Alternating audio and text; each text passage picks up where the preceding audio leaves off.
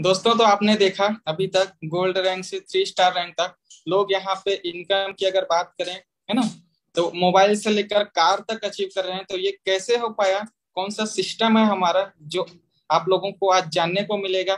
तो आगे बढ़ते हैं ट्रेनिंग सेशन की ओर। उससे पहले अगर आप लोग मोबाइल को पोर्ट्रेट मोड में रखे होंगे तो लैंडस्केप मोड में रख लीजिएगा, ताकि मैं स्लाइड अगर शेयर करूं तो आपको अच्छे से विजिबल हो। तो दोस्तों, आप सभी का स्वागत है एक बार फिर से हमारे केटीएस सिस्टम में। ट्रेनिंग स्टार्ट करने से पहले दोस्तों, मैं आप सभी से एक बार फिर से रिक्वेस्ट करना चाहूंगा, ये जो ट्रेनिंग आप लोगों को जो प्रोवाइड की जा रही है ना, वो कहीं ना कहीं आप लोग सुनेंगे, ये तो ठीक है, लेकिन इसको साथ साथ इम्प्लीमेंट भी करना जरूरी है ना। तो उसके लिए सबसे बढ़िया चीज होता है कि आप पेन और कॉपी लेके बैठें, ताकि जो भी जानकारी यहाँ पे आप लोगों को बताई जाएगी, अभी तो आप लोग सुन लेंगे, लेकिन 24 घंटे बाद हमारा जो दिमाग है, इतनी सारी एक्टिविटी होती है कि इन चीजों को भूल जाता है। लेकिन जब आप कॉपी में लिख के इसको रखते हैं, है ना, तो आने वाले 5 साल बाद भी अगर आप कॉपी का पेज पलटेंगे तो आपको वो चीजें याद आ जाएंगी। क्लियर है? चलिए ट्रेनिंग सेशन में सबसे पहले आगे बढ़ते हैं।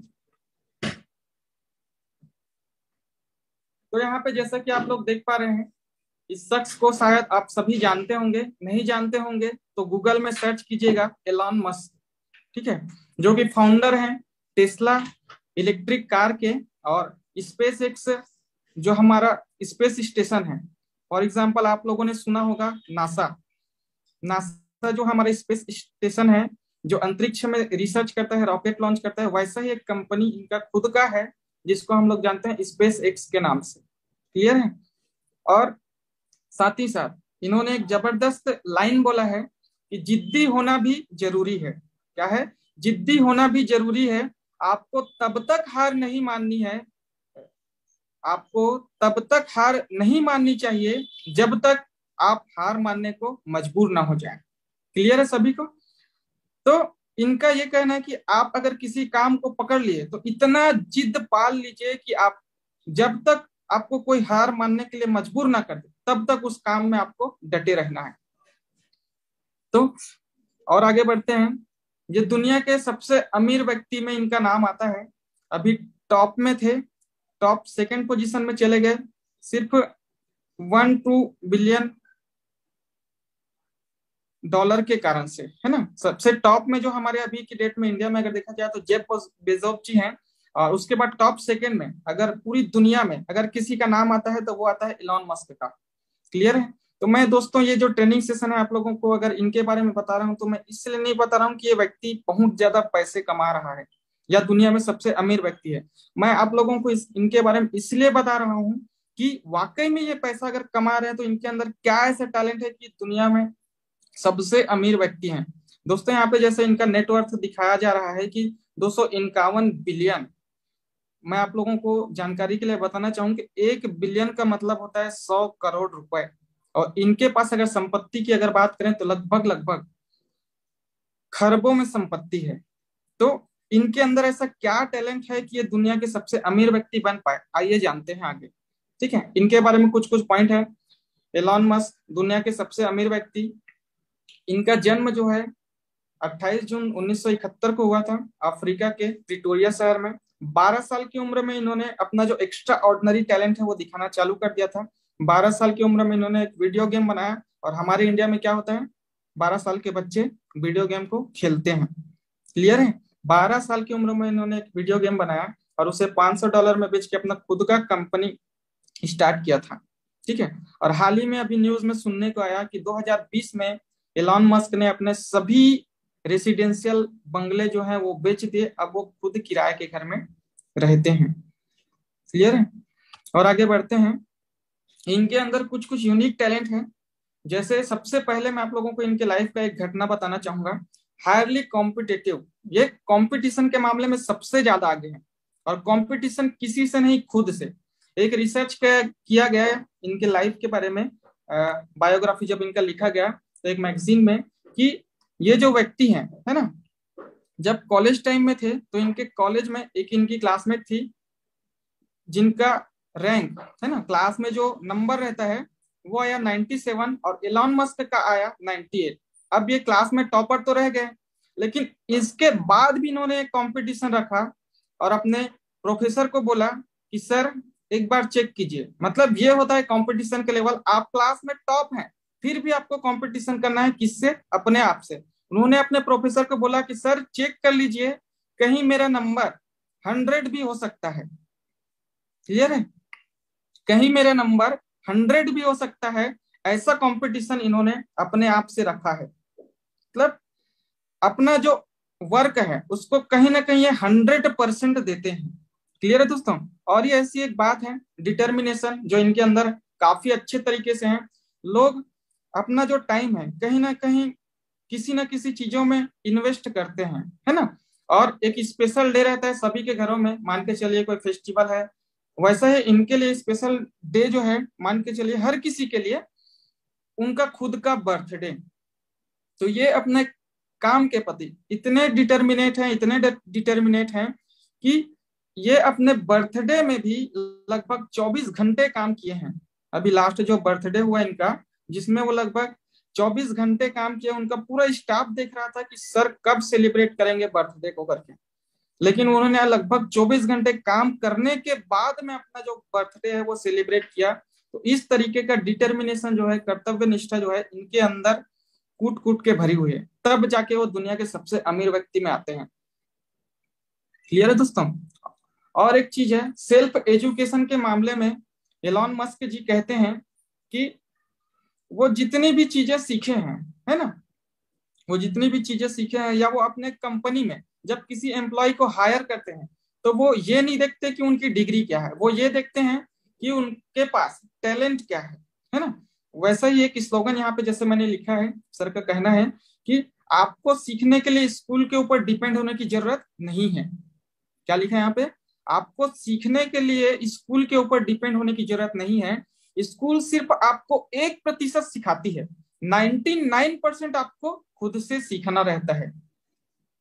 समझ पा रहे हैं आप सभी? तो इनका एक और कोटेशन यहाँ पे जैसा कि आप लोग देख पा रहे हैं, इट सेल्फ थॉट, इनका खुद का ये थॉट है, I don't have an aerospace degree. इनका खुद का स्पेस स्टेशन है, लेकिन इनके पास एरोस्पेस की या अंतरिक्ष विज्ञान की कोई भी जानकारी या डिग्री इनके पास नहीं थी। I have read a lot of books and talk to a lot of smart people and have a great team. इन्होंने क्या किया? बहुत सारी किताबें पढ़ी और एक अच्छे अच्छे रिसर्चर लोगों से मिले और एक टीम बिल्ड किया और खुद का स्पेस स्टेशन खोल लिया। जैसा कि हम लोग बोलते हैं, किसी भी बात में कोई इजी काम रहता है तो बोला जाता है कि ये तो रॉकेट, डीएमपीएल को ही, जैसे फॉर एग्जांपल माने डीएमपीएल कोई रॉकेट साइंस नहीं है, बोला जाता है। लेकिन यहाँ पे इन्होंने इस चीज को भी ये सिद्ध कर दिया कि रॉकेट साइंस भी कोई रॉकेट साइंस नहीं है। अगर व्यक्ति एक्यूरेसी के साथ अगर अपने काम को कर्तव्य निष्ठा के साथ करे तो रॉकेट साइंस भी आज के डेट में इम्पॉसिबल नहीं है। इन्होंने इस चीज को प्रूव करके दिखाया। इनके पास ना तो कोई डिग्री थी रॉकेट बनाने की, ना तो कोई पढ़ाई लिखाई, उतना एजुकेशन बेटर था, उसके बाद भी इन्होंने खुद का एक स्पेस स्टेशन बनाया, जिसका पूरा श्रेय देते हैं ये बुक को। क्लियर है? और आगे बढ़ते हैं। और एक इनके अंदर जो टैलेंट है वो है क्विक डिसीजन। क्विक डिसीजन, अपने डिसीजन को जल्दी लेने की क्षमता, है ना।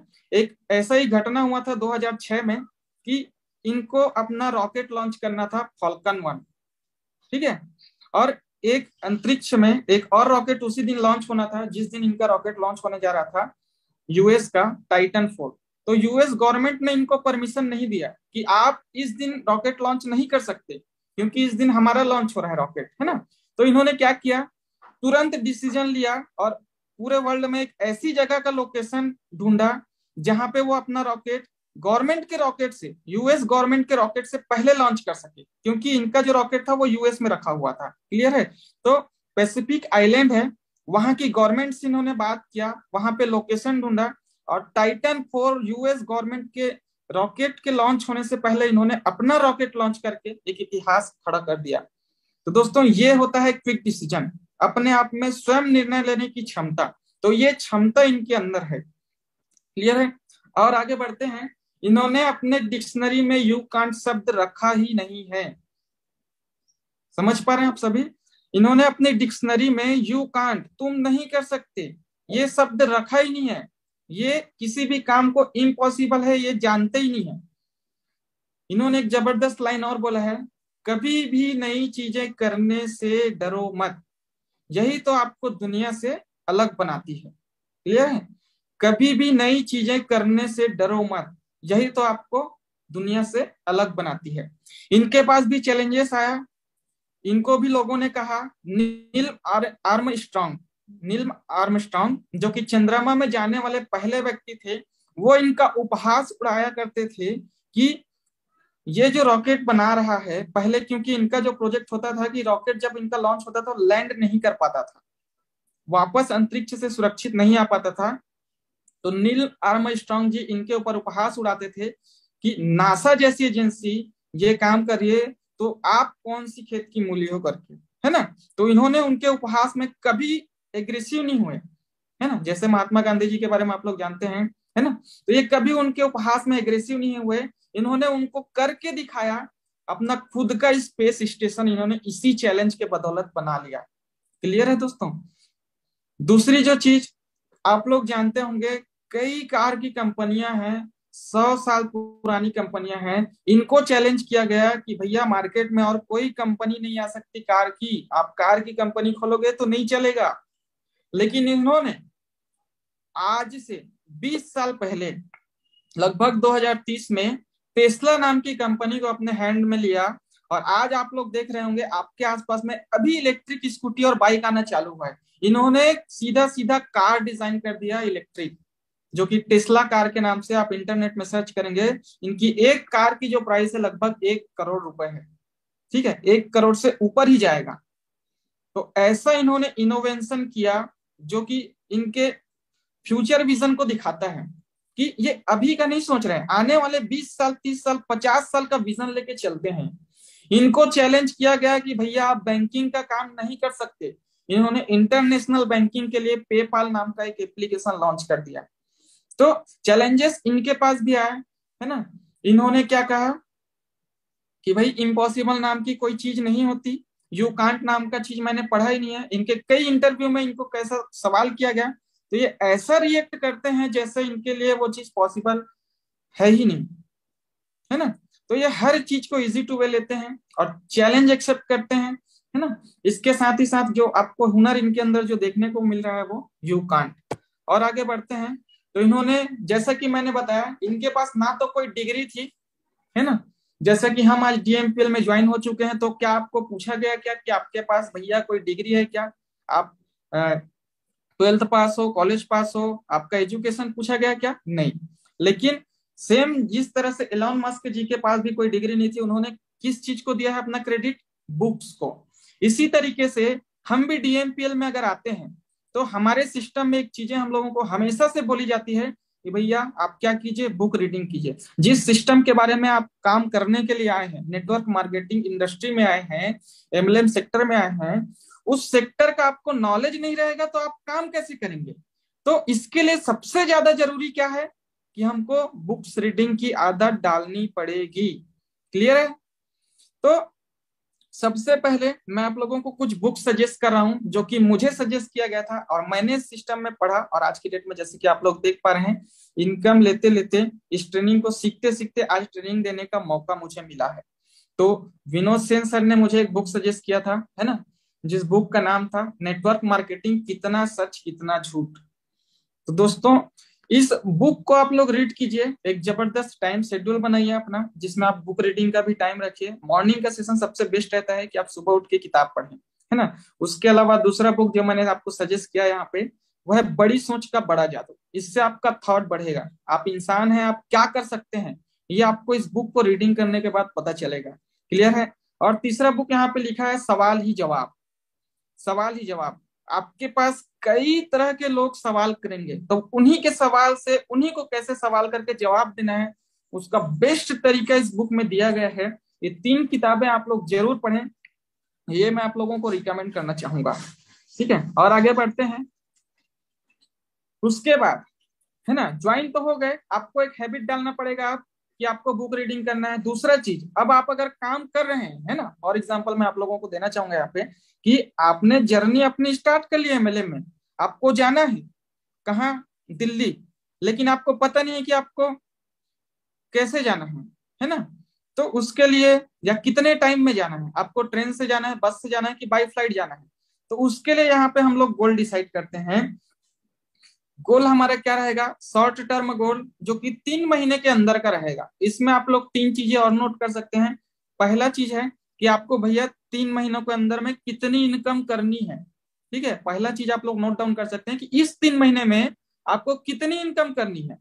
दूसरा चीज आप लोग इस 3 महीने में नोट कर सकते हैं कि आपको उस इनकम से कौन सा ऐसा चीज अचीव करना है, क्योंकि लोग आपके अकाउंट में पैसा देखते हैं, उस चीजों पे बिलीव नहीं करते। मेरे अकाउंट में अगर 1 लाख रुपए है, तो मैं अगर किसी को बताऊं तो वो बिलीव नहीं करेगा कि वाकई मैंने कमाया। लेकिन मैं अगर उनको 1 लाख रुपए अगर इनकम है और आईफोन अगर दिखाऊं, भैया आईफोन 13 प्रो दिखाऊं जो 1 लाख रुपए का है, तो लोग बिलीव करेंगे कि वाकई में ये कमाया है। क्लियर है। तो इस तरीके से कोई ऐसा मटेरियलिस्टिक ड्रीम आपको लिखना है जो आप 3 महीने के अंदर अचीव करो। क्लियर है। और तीसरा चीज, इन्हीं 3 महीनों के अंदर में आपको खुद के पर्सनालिटी में कोई एक ऐसा टैलेंट इंप्रूव करना है जो आपको लगे कि आप बेस्ट कर सकते हो हर किसी से। क्लियर है।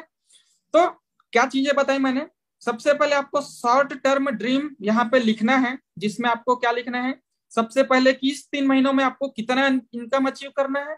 दूसरा चीज, आपको उन्हीं 3 महीने में जो आप इनकम अचीव किए हैं, उस इनकम से आपको क्या चीजें खरीदनी है। क्लियर है। तीसरा जो चीज मैं बताया कि आप इनकम तो अचीव कर लिए, अब आपको अपने स्किल के अंदर भी काम करना है। कोई एक ऐसा टैलेंट अपने अंदर लाना है। फॉर एग्जांपल मैं बोलूं, एंकरिंग का टैलेंट है, या आप फॉलो अप कर सकते हैं अच्छा, या इन्विटेशन कर सकते हैं अच्छा, तो ये टैलेंट आपको अपने अंदर 3 महीने के अंदर इंप्रूव करके दिखाना है। क्लियर है।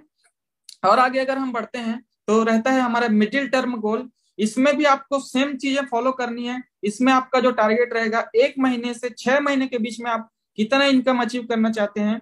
नेक्स्ट, आप उस इनकम से क्या चीजें हैं, क्या सपने हैं जो आपके पूरा करना चाहते हैं। और तीसरा चीज रहेगा कि भाई आप इनकम तो कर रहे हो, अच्छी बात है, आपके अंदर उसके साथ में लीडरशिप की का क्वालिटी आपके अंदर डेवलप हो रही है ना। तो ये सारी चीजें आपको अचीव करनी है।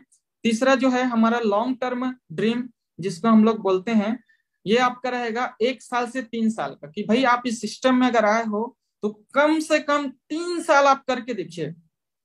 क्योंकि ना तो इसमें आपको ज्यादा एक्स्ट्रा टाइम देना है, ना ही आपको घूमना फिरना है, ना तो आपको हार्ड वर्क करना है। ये जो काम है टोटल टोटल क्या है, हमारा स्मार्ट वर्क है। तो कम से कम अगर दोस्त अगर आप आ गए हो इस सिस्टम में, मैं ज्यादा टाइम नहीं बोलता, 3 साल अपने लाइफ का देकर देखिए। क्योंकि कहीं ना कहीं हम लोग एजुकेशन के मामले में, पढ़ाई के मामले में अपने लाइफ का लगभग पहली से लेके 12वीं तक, 12वीं के लेके कॉलेज का 3 साल, उसके बाद पोस्ट ग्रेजुएशन, ऐसा करके लगभग अपना 21 से 22 साल जो है एजुकेशन में खर्च कर चुके हैं। तो कहीं ना कहीं एमएलएम इंडस्ट्री में आपका 21 साल में नहीं बोलूंगा, मात्र 3 साल काफी है अगर आप एक सिस्टम में डट के भिड़ गए तो। क्लियर है। और आगे बढ़ते हैं। मीटिंग्स, मीटिंग्स आप लोग अटेंड कर रहे हैं अभी मॉर्निंग का, है ना। तो जब भी कंपनी का मॉर्निंग का सेशन हो, चाहे इवनिंग का सेशन हो, चाहे ऑनलाइन हो चाहे ऑफलाइन हो, अटेंड करना जरूरी है। स्पेशली मैं बोलना चाहूंगा लीडर्स के लिए, जो भी अभी नए ज्वाइनिंग पार्टनर्स आते जा रहे हैं उनको अटेंड करवाएं, और जितने भी अभी नए पार्टनर्स हैं वो अपने टीम को अटेंड करवाएं, क्योंकि राइट डुप्लीकेशन जरूरी है। आप अगर ट्रेनिंग अटेंड नहीं करेंगे तो आपका डाउनलाइन आपको सर्च करेगा जूम मीटिंग में कि भैया मेरा सीनियर कहाँ है। अगर आप नहीं मिलेंगे तो वो भी जूम मीटिंग से लेफ्ट हो जाएगा। तो राइट डुप्लीकेशन जरूरी है। जो चीजें मैंने की वो मैं अपने डाउन में डुप्लीकेट करूं, तभी मेरी टीम जो मैं आज पोजीशन में हूं उसी पोजीशन में वो भी पहुंच पाएंगे। क्लियर है। तो सबसे पहले जो चीजें आप लोगों को बताई जा रही है वो चीजों में से मीटिंग भी इंपॉर्टेंट है आपके लाइफ में, क्योंकि बिना एजुकेशन के आप इस सिस्टम में आगे नहीं बढ़ सकते। और जो चीजें मैं बता रहा हूँ वो सभी आपको इसी से मिलेगा, चाहे ऑनलाइन मीटिंग हो कंपनी का, चाहे एलडीपी प्रोग्राम हो, आपको 101% देना अपना जरूरी है अगर आपको अपने लाइफ में सफल होना है। क्लियर है। और आगे बढ़ते हैं। 90% एक्साइटमेंट के साथ इस बिजनेस को करना है। जैसा कि आप लोग देख पा रहे हैं, मैं एग्जाम्पल के लिए रखा हुआ हूँ इस पिक को, कि एक किसान है जो अपना फसल बोता है। 3 महीने का फसल रहता है। आप सभी किसान फैमिली से बिलोंग करते होंगे, या तो फिर नहीं होंगे तो अपने आसपास में देखते होंगे। एक जब किसान है, जब वो फसल लगाता है, तो जब अंकुरन की प्रावस्था से लेके उसका बीज आने तक की व्यवस्था तक वो इंतजार करता है। उस बीच में उसको ये पता नहीं रहता कि मौसम कैसा होगा, फसल मेरा उत्पादन में मुनाफा होगा कि नहीं होगा, मेरा नुकसान तो नहीं होगा। ये सारा चीज ना सोच के वो 101% एक्साइटमेंट रहता है कि भैया मैं इस खेत को लगाया हूं तो अपने बच्चे की तरह परवरिश करूंगा और आगे चल के मेरे को 101% बेनिफिट देगा। वो कभी ये नहीं सोचता कि मेरा फसल अगर डूब गया तो। लेकिन अगर डूब भी जाता है तब भी क्या किसान हार मानता है? क्या नहीं मानता है ना।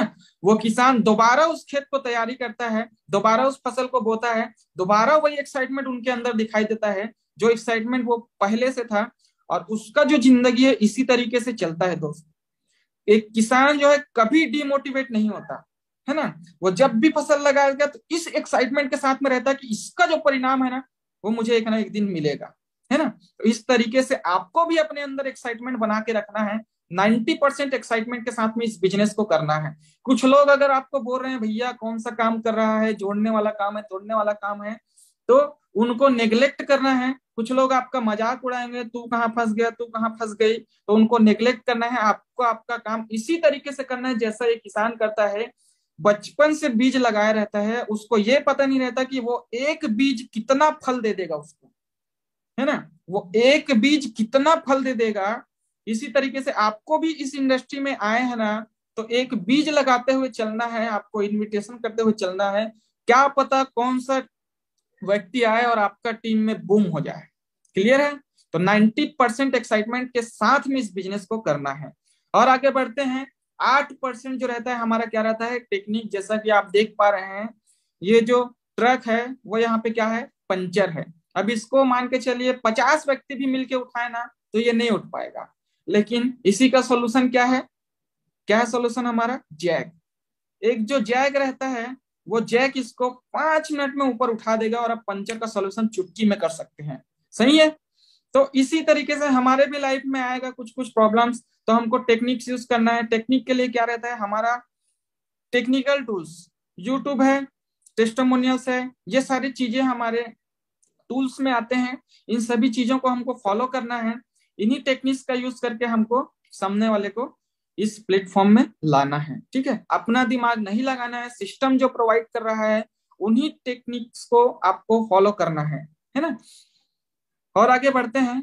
2% फाइन ट्यूनिंग, ये भी सबसे इंपॉर्टेंट पार्ट है। यानी कि आपसी तालमेल, कम्युनिकेशन बेस्ट होना चाहिए आपका आपके अपलाइन से और आपके डाउनलाइन से। यहाँ पे मैं एग्जांपल के लिए रखा हुआ हूँ मिलिट्री, हमारी भारतीय सेना। जब ये किसी अटैक में जाते हैं, है ना, सरवाइव करने के लिए जाते हैं या अटैक में जाते हैं या किसी ऑपरेशन में जाते हैं, तो बिना बात किए ये एक दूसरे से कम्युनिकेट करते हैं। क्योंकि दुश्मन के इलाके में अगर थोड़ा सा भी आवाज किए तो कहीं ना कहीं किसी को भनक लग जाएगी। इसी तरीके से जितने भी लीडर्स हैं, जैसा कि यहाँ पे कमांडो रहता है जो अपने टीम को गाइडलाइन देता है, उसी तरीके से जितने भी लीडर्स हैं, सीनियर लीडर्स हैं या डाउन लीडर्स हैं, वो अपने अपलाइन से और डाउनलाइन से इस तरीके का कम्युनिकेट कीजिए जैसा कि यहाँ पे मिलिट्री में किया जाता है। मतलब बिना बात किए एक दूसरे को इतना ज्यादा समझ जाइए आप लोग, इतना कम बात कीजिए और कि आपको एक दूसरे के समझने में कोई दिक्कत ना हो, है ना। और जो भी समस्या है उनका मिलके सिचुएशन का हैंडल कीजिए, है ना। उसी के लिए आपके अपलाइन है, उसी के मैटर में आपको बात करना है अपने अपलाइन से। आपको अगर प्रॉब्लम आ रहा है तो पड़ोसी से नहीं पूछना है, किससे पूछना है? अपने अपलाइन से पूछना है। आपको अगर प्रॉब्लम है तो किससे पूछना है? अपने अपलाइन से पूछना है ना। तो इसी को बोलते हैं हम लोग फाइन ट्यूनिंग। डेली कम से कम दिन में 3 से 4 बार अपने डाउन टू डाउन और अप टू अप अपने एक्टिव सीनियर करंट अपलाइन, जिसके अंदर करंट हो ना कि ऐसे अपलाइन जो ज्वाइन तो हो गए आपको ज्वाइन करा के खुद भाग गए हैं, है ना। तो ऐसे अपलाइन से बात कीजिए जो एक्टिव हैं, जो ऑलरेडी इनकम अचीवर्स हैं, है ना। तो इस तरीके से आपको यहाँ पे फाइन ट्यूनिंग अपने टीम के बीच में रखना है। क्लियर है। और आगे बढ़ते हैं। इसके बाद आपको क्या करना है? आप स्टार्ट तो कर लिया सिस्टम, अब आपको करना है क्या? Make a list. सबसे पहले आपको लिस्ट बनाना है, आगे मैं बताऊंगा कैसे बनाना है। उसके बाद उसी लिस्ट से आपको इनविटेशन करना है। इनविटेशन के बाद आएगा आपका फॉलो अप। ये तीनों पॉइंट नोट अगर आप लोग कर लिए होंगे तो हम लोग आगे बढ़ते हैं। अब लिस्ट कैसे बनाना है ना। जैसे कि हमारे सिस्टम में बताया जाता है how to make a list. तो लिस्ट इस तरीके से बनाना है। आपको 3 कैटेगरी यहाँ पे डिवाइड करना है। सबसे पहला आएगा आपका हॉट लिस्ट। जो आपके रिलेटिव्स हैं, जो आपके फैमिली हैं, मान के चले आपके पापा जी के परिवार के लोग हों या फिर आपके मम्मी के परिवार के लोग हों, है ना। तो सबसे पहले आपको किनको इनवाइट करना है, या तो अपने पापा के रिलेटिव्स या तो अपने मम्मी के रिलेटिव्स, क्योंकि कहीं ना कहीं 101% आप जब इस सिस्टम को स्टार्ट करते हो तो आपके ऊपर पहले भरोसा आपका परिवार करता है। क्लियर है?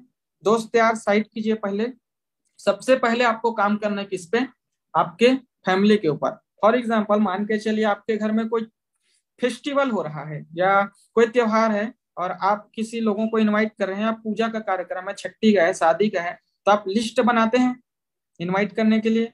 उसी तरीके से आप भी मान के चलिए यहाँ पे एक नया दुकान खोल रहे हैं, नया बिजनेस स्टार्ट कर रहे हैं, तो उसका पूजा करने के लिए आप लोगों को इनवाइट करेंगे, है ना। तो कितने लोगों का होना चाहिए, यहाँ पे मैं नीचे लिख के रखा हूँ कितने लोगों का होना चाहिए, लगभग मिनिमम से मिनिमम 100 लोगों का लिस्ट आपके फैमिली मेंबर का होना चाहिए, क्योंकि हमारे घर में अगर कोई भी कार्यक्रम होता है तो सबसे पहले हम लोग किनको इनवाइट करते हैं, अपने फैमिली मेंबर्स को इनवाइट करते हैं। क्लियर है? दूसरा लिस्ट रहेगा आपका वार्म लिस्ट।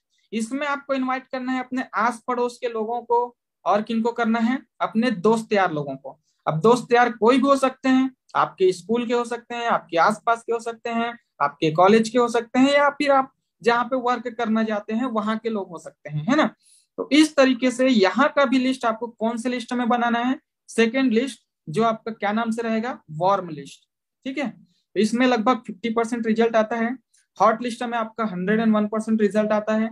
कोल्ड लिस्ट जो रहता है हमारा, कई लोग बोलते हैं कि भाई मेरे पास लिस्ट नहीं है ना, या मैं ज्यादा लोगों को नहीं जानता। तो क्या आप ना अपने फ्रेंड्स फैमिली को नहीं जानते? अगर जानते हैं तो उनका नाम लिखिए, है ना।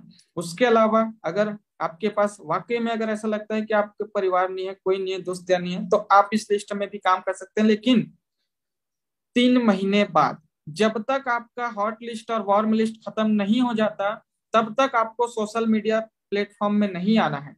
क्योंकि अगर आप सोशल मीडिया प्लेटफॉर्म में आओगे तो सबसे पहले जो लोग आपको मिलेंगे वो आपसे यही सवाल करेंगे कि भाई आपका इनकम कितना है।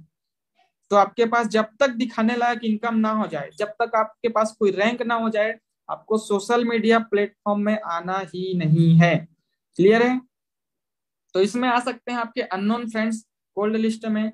जैसा आप कहीं पे ट्रैवल कर रहे हैं तो आपने नंबर एक्सचेंज कर लिया किसी से, या ऐसे लोग जिनसे आप मुलाकात तो करते हैं लेकिन कभी कभार बातचीत बहुत कम होता है, ऐसे लोग इस लिस्ट में आ सकते हैं। आपके आसपास के किराना दुकान वाले जिनसे आप जाते तो हैं लेकिन कोई संबंध नहीं अभी तक, तो ऐसे लोगों से आप कम्युनिकेट करके अपना एक लिस्ट बना सकते हैं, जिसको हम लोग बोलते हैं कोल्ड लिस्ट।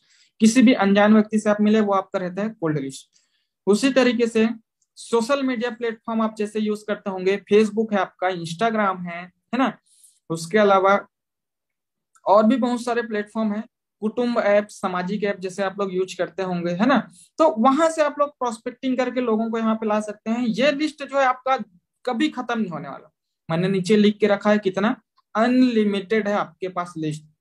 ठीक है, तो इस तरीके से आपको 3 कैटेगरी में आपका लिस्ट डिवाइड करना है। कौन कौन से लिस्ट बोला मैं, हॉट लिस्ट, वार्म लिस्ट और कोल्ड लिस्ट। क्लियर है? और आगे बढ़ते हैं। इसी लिस्ट से अब आपको क्या करना है, इनवाइट करना है। क्या करना है, इनवाइट करना है। शादी छठी ब्याह में जैसे आप लोग इनवाइट करते हैं ना, वैसा ही आपको इसमें भी इनवाइट करना है। 2 तरीके का इनविटेशन रहता है हमारा।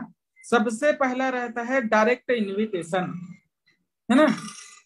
डायरेक्ट इनविटेशन में फॉर्मूला यहाँ पे बताया गया है कैसा रहेगा। इसके लिए शानदार वीडियो आपको आपके अपलाइन के थ्रू मिल जाएगा, जो कि हमारे DMPL के ऑफिशियल वेबसाइट में डला हुआ है ना। सौरभ सर के थ्रू बहुत ही शानदार तरीके से उसमें इनविटेशन करने का तरीका यहाँ पे बताया गया है ना। तो इस तरीके से आप अपने जितने भी दोस्त यार, रिलेटिव्स, फैमिली, अननोन पर्सन है, उनको आप डायरेक्ट कॉल से इनवाइट करके यहाँ पे जूम का जो सेशन है वो आप अटेंड करवा सकते हैं। ठीक है, दूसरा जो चीज है इनडायरेक्ट इनविटेशन। सोशल मीडिया में या व्हाट्सएप में आप जब काम करेंगे तो इस तरीके का आपका इनविटेशन रहेगा। आप स्टेटस डालेंगे, किस तरीके से डालेंगे मैं आपको आगे स्लाइड में दिखाने वाला हूँ, है ना। सोशल मीडिया में जब आप काम करना चालू करेंगे तो यहाँ पे इस तरीके से आपको पैटर्न में स्टेटस डालना है। सबसे पहले क्या डालना है, प्रॉब्लम। दिखाई दे रहा है आप सभी को? आप सभी को ये कंटेंट जो है अपने अपलाइन से मिल जाएगा, अगर नहीं मिला होगा तो आप लोग ले लीजिएगा, है ना। तो सबसे पहले स्टेटस डालना है किसका, प्रॉब्लम का। प्रॉब्लम का स्टेटस डाले हम लोग, उसके बाद प्रॉब्लम के बाद सॉल्यूशन। सॉल्यूशन क्या है? Work from home. क्लियर है? और उसके बाद आपको एक पोस्टर डालना है इनकम का। ठीक, कोई भी आपके पास जो इनकम पोस्टर आता है आपके ग्रुप में, वो पोस्टर आप लाइन से डाल सकते हैं। इस तरीके का आप पोस्टर डालते हैं तो लोग आपके पास कमेंट करके पूछते हैं कि भाई कौन सा ऐसा काम है जिसको मैं 1 से 2 घंटे करूं और मेरा डेली का 1 से 6 हजार आ जाए, क्योंकि उन्होंने कभी ऐसा काम सुना नहीं है ना। तो आपको उनको क्या बोलना है? उनसे सिर्फ शाम का 6 बजे का टाइम लेना है। ठीक है, उनको पूरा एक्सप्लेन नहीं कर देना कि भाई जोड़ने वाला काम है, तोड़ने वाला काम है, डीएमपीएल है ना, कोई कंपनी है, ये चीजें आपको बोलना ही नहीं है। उनको बोलना है इसकी अगर आपको कंप्लीट इंफॉर्मेशन चाहिए तो आपको आज शाम को 6 बजे का टाइम निकालना पड़ेगा। ठीक है, तो इनडायरेक्ट इनविटेशन अगर कोई करता है तो उनको पूछना है शाम को 6 बजे आपके पास टाइम अवेलेबल है? अवेलेबल है तो मेरे पास सिर्फ 2 लिंक आता है, जिसमें एक में मैं खुद ज्वाइन होता हूँ सीखने के लिए, है ना, और एक मैं आपको दे सकता हूँ, आप भी इस काम को सीख के डेली का 1 से 6 हजार रुपये ले सकते हो, है ना। तो इस तरीके से उनको इनवाइट करना है और उनका टाइम लेके एक्यूरेसी के साथ में उनको वीडियो ऑन करके बैठाना है किसी शांत जगह पे। और टोटल ये सारा काम हो जाने के बाद नेक्स्ट जो हमारा स्टेप रहता है वो रहता है हमारा फॉलो अप। ठीक, फॉलो अप खुद से कभी नहीं करना है, चाहे आप किसी भी पोजीशन में रहें, किसी भी रैंक में रहें, फॉलो अप हमेशा अपने अपलाइन से करवाना है। क्लियर है? आप अभी गोल्ड हैं तो अपने अपलाइन से फॉलोअप करवाइए जब तक आपको अच्छे से नहीं आ जाता, है ना। फॉलोअप करना जब तक आपको अच्छे से नहीं आ जाता, क्योंकि आपका लिस्ट है ना, अगर कोई व्यक्ति आपका फ्रेंड है तो वो आपकी बात को कभी नहीं सुनेगा, है ना। आपका रिलेटिव है तो आपकी बात को कभी नहीं सुनेगा, क्योंकि भाई वो आपको बचपन से देखते आया है ना। तो आप उनकी नजर में कभी भी वो रिस्पेक्टेबल पर्सन नहीं बन सकते। इसीलिए फॉलोअप जो है हमेशा अपने अपलाइन से कराना चाहिए। क्लियर है? क्योंकि थर्ड पर्सन जब फॉलोअप करेगा तो उनका एडिफिकेशन के साथ में फॉलोअप होगा। फॉर एग्जाम्पल आप लोग मान के चले किसी को फॉलोअप करवा रहे हैं तो अपने सीनियर का एडिफिकेशन सबसे ज्यादा जरूरी है। अब भाई आप किस व्यक्ति से उनको फॉलोअप करवा रहे हैं उस व्यक्ति के बारे में उनको पहले ही बता दीजिए कि भाई मैं अपने सीनियर सर से बात करवा रहा हूँ, आपको फीडबैक की रिकॉर्डिंग कॉल है, और जिन शख्स का आपको टाइम मिला है वो शख्स बहुत ही ज्यादा बिजी रहते हैं, क्योंकि उनके अंडर में लगभग 4 से 5 हजार लोग जो हैं उनका लाइफ बन चुका है, उनका जिंदगी बदल चुका है, उनके माध्यम से वो लोग लाखों रुपए का इनकम कर रहे हैं। तो ऐसे शख्स का मेरे को बहुत ही कीमती टाइम मिला है। थोड़ा सा ना भाई रिस्पेक्ट से बात करना, थोड़ा सा ना बहन रिस्पेक्ट से बात करना, इस तरीके से एडिफिकेशन करके उनको आपको अपने अपलाइन से बात करवाना है। ठीक है, तो जो अपलाइन जो बात करेगा उसको वो एक्यूरेसी के साथ में सुनेगा, रिस्पेक्ट के साथ में सुनेगा, और आपका जो रिजल्ट है वो कन्वर्ट होगा। ठीक है, तो एक और रूल है हमारा, जब भी हम लोग फॉलोअप करते हैं तो जरूरी नहीं है कि आपका 101% रिजल्ट आए। 80-20 का रेशियो आप सभी लोग जानते हैं। उस तरीके से एक फॉर्मूला HW5 साइकोलॉजी जिसको हम लोग बोलते हैं, रूल है सम विल डू, कुछ लोग करेंगे। जरूरी नहीं आप जितने को इन्वाइट किए सब करेंगे, भाई सब कर लेगा तो बाकी काम कौन करेगा? अगर क्रिकेट के मैदान में सब क्रिकेट खेलने लग गए तो ऑडियंस कौन रहेगा, देखेगा कौन, ताली कौन बजाएगा आपके लिए? ठीक है, तो कुछ लोग करेंगे, some will do some will not, कुछ लोग नहीं करेंगे, कुछ लोग नहीं करेंगे, वो लोग आपके लिए ऑडियंस रहेंगे। जब मेगा सेमिनार होगा तो आपके लिए तालियां बजाएंगे। ठीक है, सो व्हाट, तो क्या हुआ, है ना। तो someone is waiting for you, है ना, कोई आपके लिए इंतजार कर रहा है। जैसा कि आपको इस सिस्टम के बारे में नॉलेज नहीं था, किसी ने आपको बताया और आपकी जिंदगी बदल रही है, लाखों लोगों की जिंदगी बदल रही है, हजारों लोगों की यहाँ पे जिंदगी बदल रही है। उसी तरीके से आपको भी किसी को बताना है, क्योंकि कोई ना कोई तो है आपके लाइफ में, या कोई ना कोई ऐसा पर्सन है जिसकी आप जिंदगी इस सिस्टम से बदल सकते हो। क्लियर है? तो कोई आपका इंतजार कर रहा है, आपको किसी का इंतजार नहीं करना है, आपको सिर्फ अपना काम निरंतर करते रहना है। ठीक है दोस्तों, तो ये जो है हमारा HW5 साइकोलॉजी है, इसके अकॉर्डिंग कुछ लोग आपके साथ आएंगे, कुछ लोग नहीं आएंगे, हमको उनका इंतजार नहीं करना है, हमको अपना काम जो है कंटिन्यू करते रहना है। ठीक है, और आगे बढ़ते हैं। थैंक यू, आप सभी ने इतना अपना कीमती समय दिया उसके लिए।